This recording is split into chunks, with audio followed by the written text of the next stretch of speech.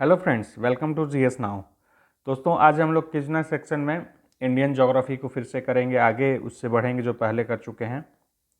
और जैसे आप लोग जानते हैं कि क्विज नाउ सेक्शन का मूल ध्येय यही है कि सबसे इम्पोर्टेंट, सबसे जो मूल प्रश्न या फिर बहुत ही इम्पोर्टेंट प्रश्न जिसको आप छोड़ने की गलती नहीं कर सकते, उसको एक्सप्लेनेशन को समझना, क्योंकि सिर्फ एक क्वेश्चन सिर्फ वही अपना आंसर नहीं देता है, उससे जुड़े बहुत सारे प्रश्नों को भी आंसर करता है। तो ऐसे प्रश्नों को हम लोग इसमें चुनते हैं जिसको आपको छोड़ना गलत साबित हो सकता है, बहुत ही महत्वपूर्ण प्रश्न होते हैं। तो इन क्वेश्चनों को हम लोग इसमें देखेंगे।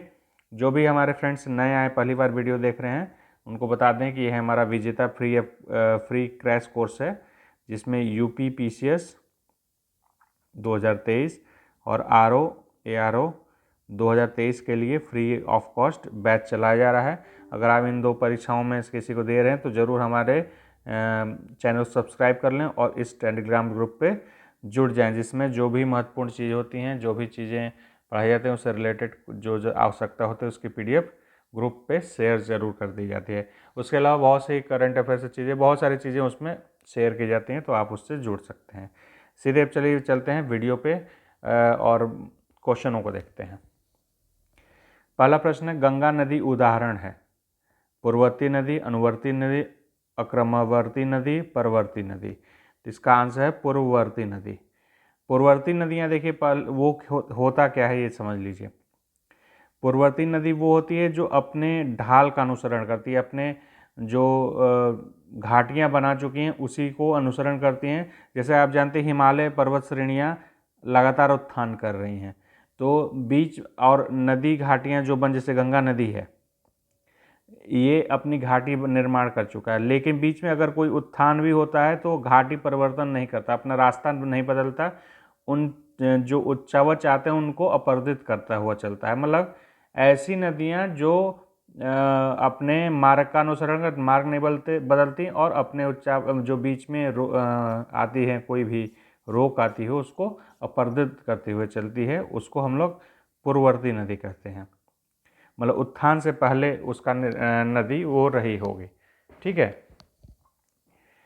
बांग्लादेश में प्रवेश करने के बाद गंगा नदी को निम्नलिखित में से किस नाम से जाना जाता है? तो बांग्लादेश के बाद पद्मा। ठीक है, जानते ही होंगे कि बांग्लादेश में प्रवेश करने से पहले हुगली इधर भारत में, और इधर पद्मा नाम से बांग्लादेश में जानी जाती है। निम्नलिखित कथनों परीक्षण करें और नीचे दिए हुए कोड को सही उत्तर चुनें। देवप्रयाग अलकनंदा भागीरथी के संगम पर स्थित है, बिल्कुल सही है। रुद्रप्रयाग अलकनंदा मंदाकिनी नदी के संगम पर स्थित है, सही है। ये सारे मैं आपको गंगा नदी तंत्र जब पढ़ाया था सब कुछ ये बता चुका हूँ। अलकनंदा नदी बद्रीनाथ से बहती है, सही है। केदारनाथ आदि शंकराचार्य द्वारा स्थापित सबसे बड़ी पीठ के रूप में जाना जाता है, ये गलत है। केदारनाथ जाना जाता है आदि शंकराचार्य का वहाँ पे समाधि है, इसके लिए समाधि के लिए जाना जाता है, न कि उसके पीठ। पीठ तो इसका बद्रीनाथ है, बद्रीनाथ पीठ है। ठीक है, तो इसका 4 काट दीजिए और 1 2 3 हो जाएगा आंसर। ठीक है। निम्नलिखित में किस नदी के तट पर बद्रीनाथ का प्रसिद्ध मंदिर है? तो पिछला क्वेश्चन ही हो गया, अलकनंदा नदी। भारत की सबसे बड़ी वाह नदी है गंगा। मैंने अभी कल या परसों आप लोगों को टेलीग्राम ग्रुप पे भेजा था, जिसमें भारत की सभी प्रमुख नदियां हैं, उसका लंबाई और उसका लेंथ लिखा हुआ होगा। आप लोगों को मैंने इसीलिए भेजा था कि ये देख लीजिए, ये क्वेश्चन आपको ध्यान में रहना चाहिए कौन कौन सी नदी। उसमें बहुत सारी नदियाँ बहुत ही कम अंतर से छोटी बड़ी हैं, 1-1 किलोमीटर के अंतर से बड़ी छोटी हैं, तो कन्फ्यूजन क्रिएट करता है, इसलिए क्रम उसका देख लीजिएगा, जो मैंने क्रम टेलीग्राम पे भेजा हुआ है। दिल्ली और आगरा के मध्य वर्ष के अधिकांश समय में यमुना मृत हो जाती है, सही बात है, इतना पोल्यूटेड रहता है। यमुना असतत वाहिनी नदी है, नहीं, सतत वाहिनी नदी है यमुना, क्योंकि सतत वाहिनी यानी है जिसमें हमेशा पानी रहता हो। ठीक है, लेकिन ये पॉल्यूटेड इतनी हो जाती, प्रदूषित इतनी हो जाती है कि वो पूरा मृत प्राय हो जाती है नदी। बिल्कुल देखते होंगे, बहुत न्यूज़ में आता होगा कि गंगा अरे यमुना में बहुत झाग बन रहा है। प्रदूषण के चिन्ह हैं कि झाग बनना, ये सब प्रदूषण के चिन्ह हैं। तो इसमें ए सही है और आर गलत है। निम्नलिखित नदियों में से कौन एक यमुना की सहायक नदी नहीं है? तो देखिए, बेतवा है, चंबल है, केन है। केन बेतवा जानते हैं, चंबल है ही। रामगंगा देखिए उत्तर साइड से और बाएं साइड से आके मिलती है। इस मैप में अगर मैं दिखाऊं आपको, इसमें दिख नहीं रहा है, लेकिन ये रामगंगा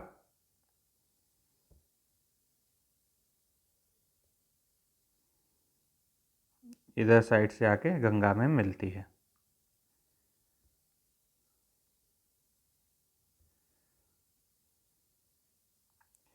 निम्नलिखित में से कौन सी नदी उत्तर प्रदेश राज्य में प्रवाहित नहीं होती है?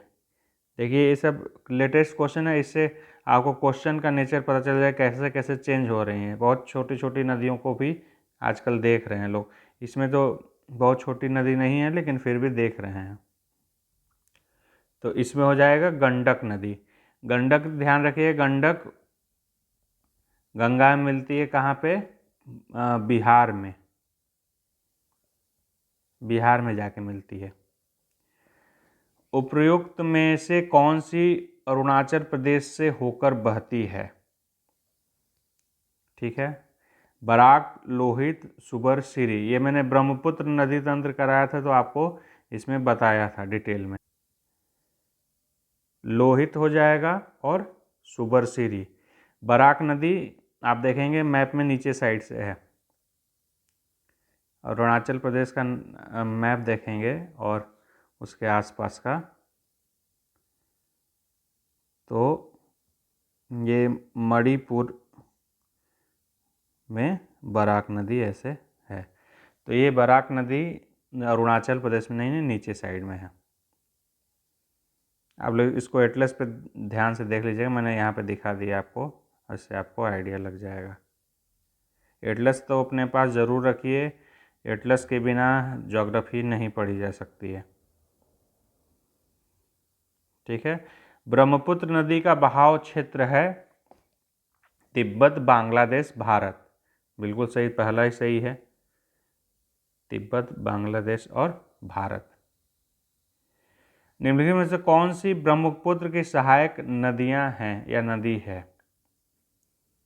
तो यह दिबांग, कामेंग और लोहित। तो ये तीनों ही नदियां ब्रह्मपुत्र की सहायक नदियां हैं। अगला प्रश्न है, ये सब भी ब्रह्मपुत्र नदी तंत्र में मैंने पढ़ा चुका, मैं ये सब जो कर रहा हूँ मैं इस सारे चीज़ों को मैं बता चुका हूँ।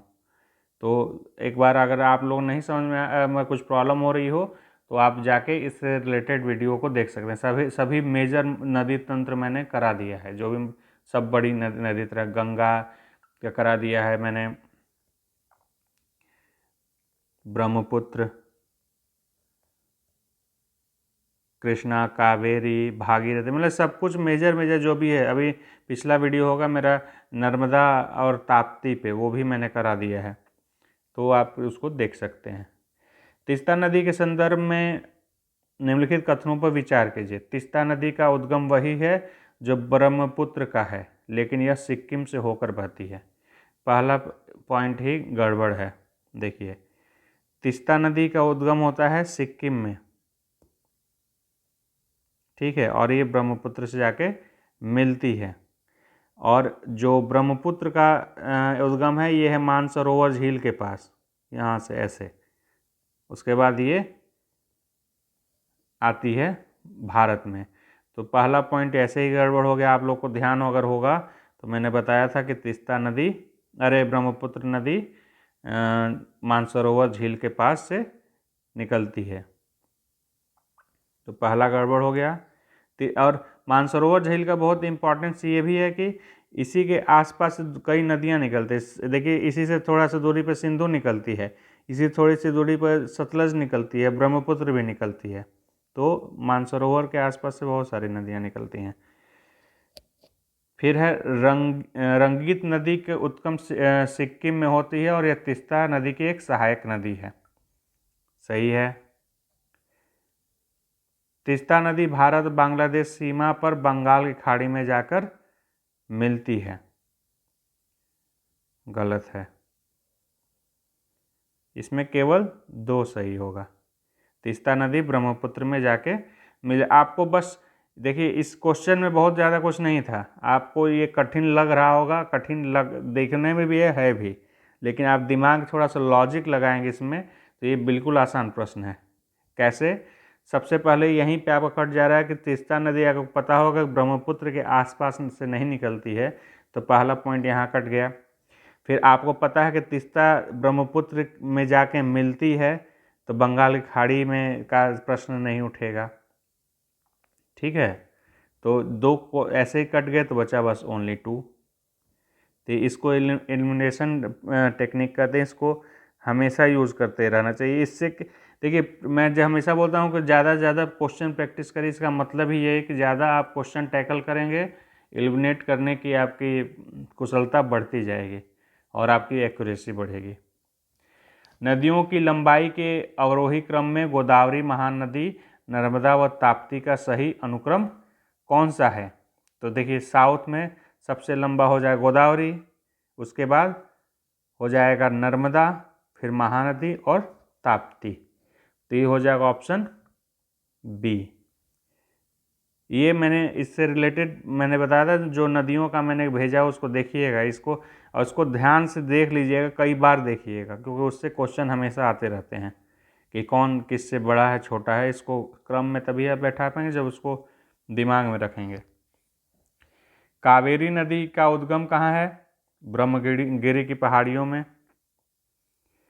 निम्नलिखित, ये भी मैंने भी कराया कावेरी नदी तंत्र में। निम्नलिखित में से कौन सी नदी 3 बार 2 धाराओं में विभक्त हो जाती है और कुछ मील आगे जाकर पुनः मिल जाती है, और इस प्रकार श्रीरंगपट्टनम, शिवसमुद्रम और श्रीरंग के द्वीपों का निर्माण करती है? मैंने आपको एक डिटेल में बताया था, जो कावेरी नदी है वो नदी द्वीपों का निर्माण करती है।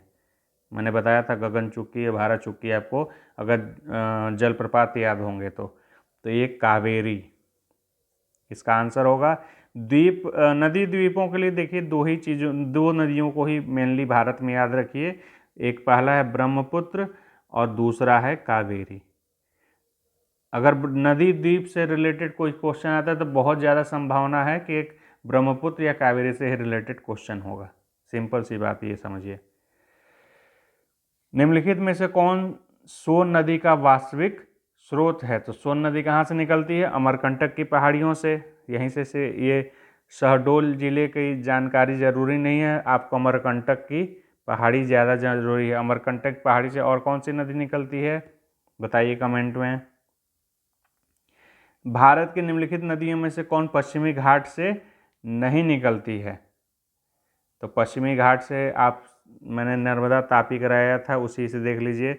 नर्मदा तापी मध्य भारत से निकलती हैं और जाके खंबात की खाड़ी में गिरती हैं, नर्मदा और तापी दोनों। तो हो जाएगा ताप्ती या तापी।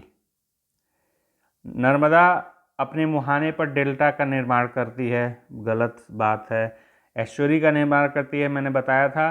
अगर नदियों का प्रवाह तेज है तो वो अपने साथ में लाए हुए मलबे को नहीं छोड़ेंगी, वो लेके चली जाएंगी। और वहीं पे अगर किसी नदी का प्रवाह स्लो है, बहुत दूर से आ रही है, तो स्लो हो जाएगा, वृद्ध हो जाएगा, स्पीड कम हो जाएगी उसकी। तो क्या करेगी, अपने साथ लाए हुए मलबे को लास्ट में छोड़ना शुरू कर देगी और वही डेल्टा का निर्माण करते हैं। समुद्र गिरने से पहले सारे अपने अवसादों को वहीं पे छोड़ देगी और वो डेल्टा का निर्माण कर देगी। जबकि नर्मदा नदी भ्रंश घाटी से गुजरती है, रिफ्ट वैली से गुजरती है, उसकी स्पीड तेज होती है, तो वह एक भ्रंश घाटी से बहती है। ये सही है, मतलब कि ए गलत है और आर सही है।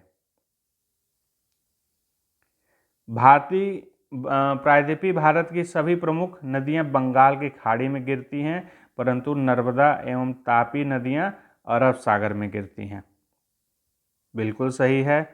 मैंने एक आप लोगों को इससे पहले बताया था कि भारत में एक जल विभाजक रेखा है, उसका मैप मैं एग्जैक्ट तो यहाँ नहीं बना पाऊँगा, लेकिन मैं अंदाजे बता देता हूँ। कुछ इस टाइप का है।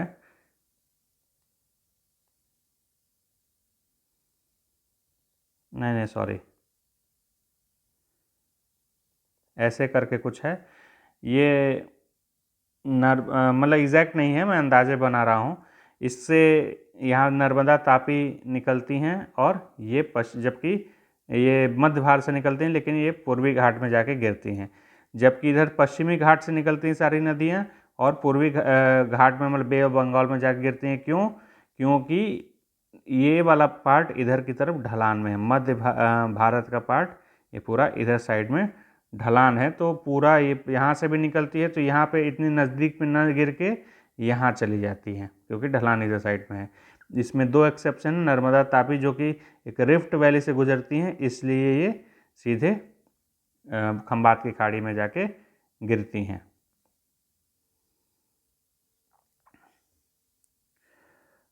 अब अगला प्रश्न क्या है? प्रायद्वीप, ये दोनों सही हो जाएगा, सही व्याख्या है। नर्मदा नदी पश्चिम की ओर बहती, जबकि अधिकांश अन्य प्रायद्वीपीय बड़ी नदियां पूर्व की ओर बहती हैं। ऐसा क्यों है?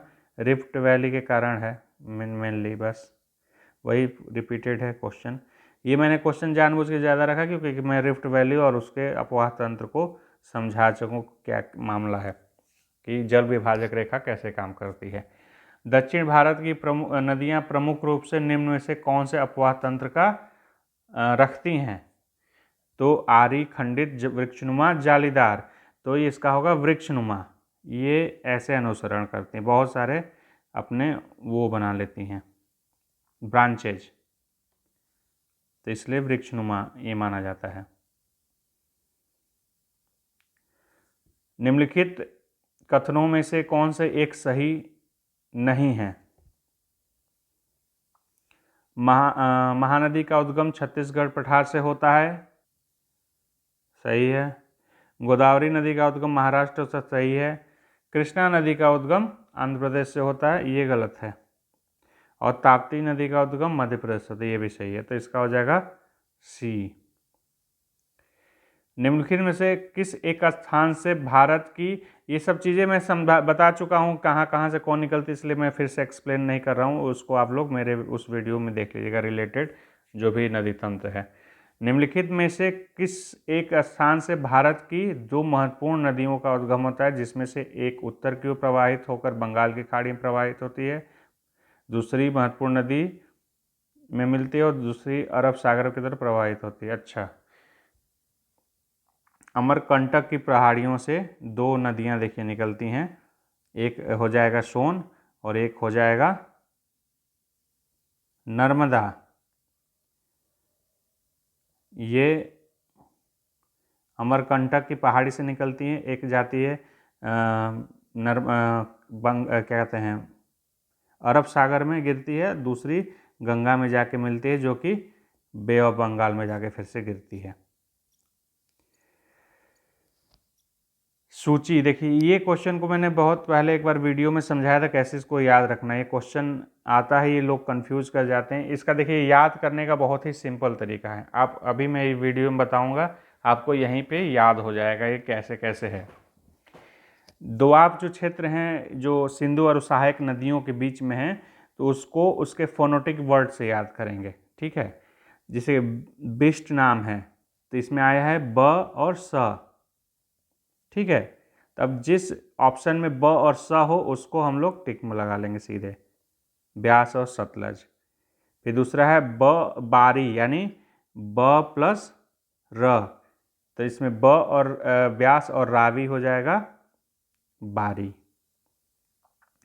फिर तीसरा है रचना, र और च, तो देखिए रावी और चिनाब, चाज, चा और ज, तो चिनाब और च और ज से झ समझ ले फोनेटिक है, च से झ हो जाएगा चिनाब और झेलम।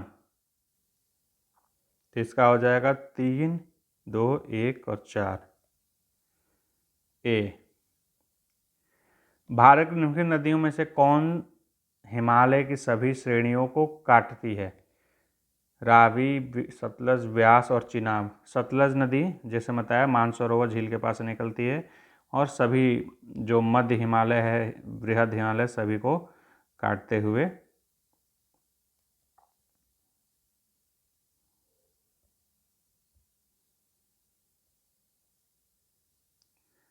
सतलज नदी है तो सभी को काटते हुए ये आती है। बृहद हिमालय, मध्य हिमालय, शिवालिक श्रेणी सभी को काटते हुए भारत में आती है। हगरी सहायक नदी है, ये मैंने देखिए अभी पिछला भी कराया था। कृष्णा नदी, अरे कावेरी नदी तंत्र, अरे सॉरी, कृष्णा नदी तंत्र।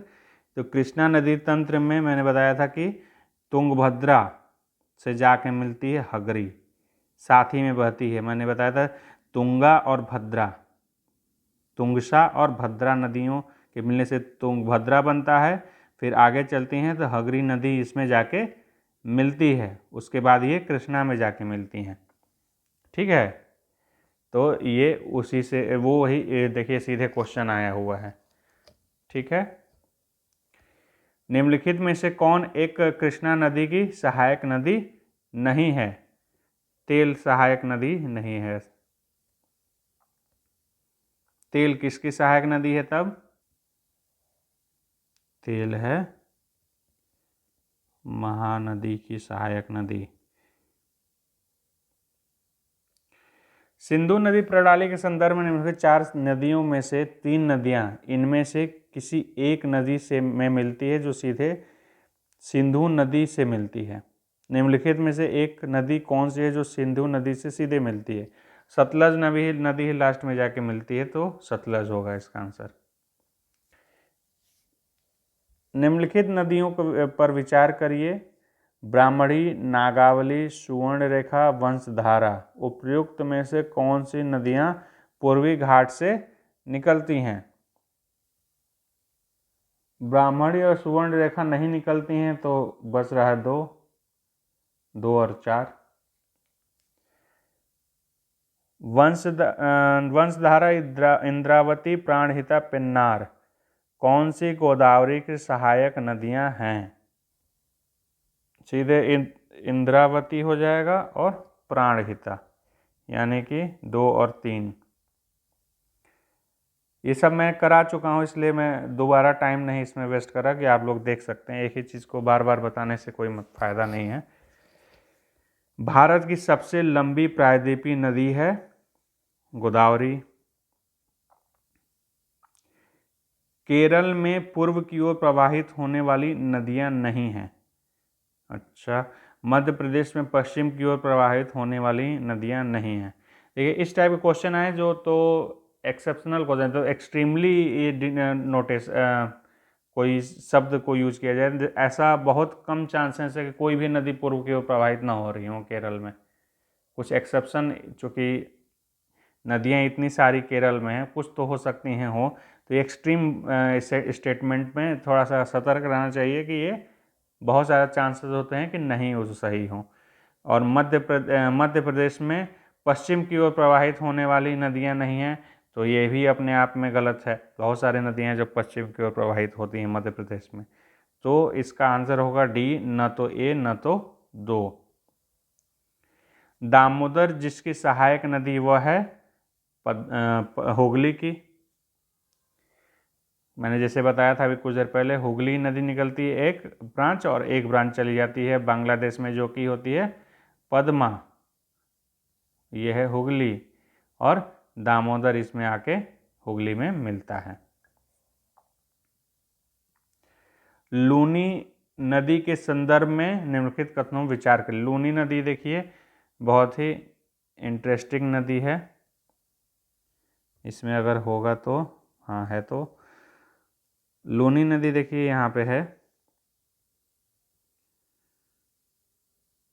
और ये आती है खंभात की खाड़ी, कच्छ के रण में, यहीं पे गायब हो जाती है।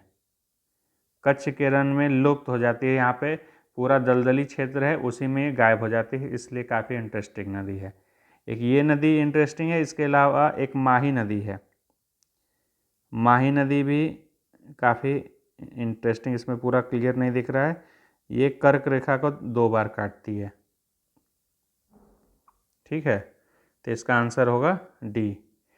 संकोच नदी किसकी सीमा बनाती है? तो ये असम और वेस्ट बंगाल की सीमा बनाती है। ये देखिए नदियां हैं और उनकी सहायक नदियों को आपस में मैच करना है। तो कृष्णा की सहायक नदी हो जाएगी भीमा, ब्रह्मपुत्र की सहायक नदी हो जाएगी तीस्ता, गोदावरी की सहायक नदी हो जाएगी इंद्रावती, और यमुना की सहायक नदी हो जाएगी चंबल। तो इस तरह हो जाएगा 4, 3, 2 और 1 ए। निम्नलिखित नदी में से कौन अध्यारोपित नदी का उदाहरण है? अध्यारोपित नदी का उदाहरण है चंबल। देखिए 2 नदियां इसमें ध्यान रखिएगा, चंबल और सोन। सोन दोनों ही अध्यारोपित नदी का उदाहरण है।